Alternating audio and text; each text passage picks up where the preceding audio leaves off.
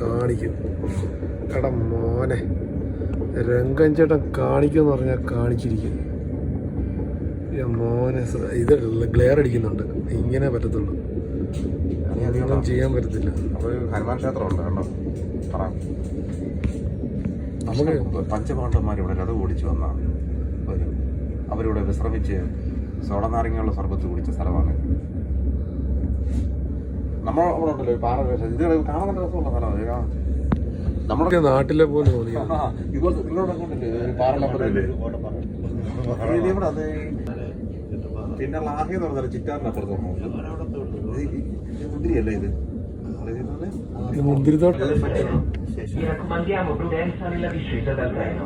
We are now arriving on time in final destination of this journey.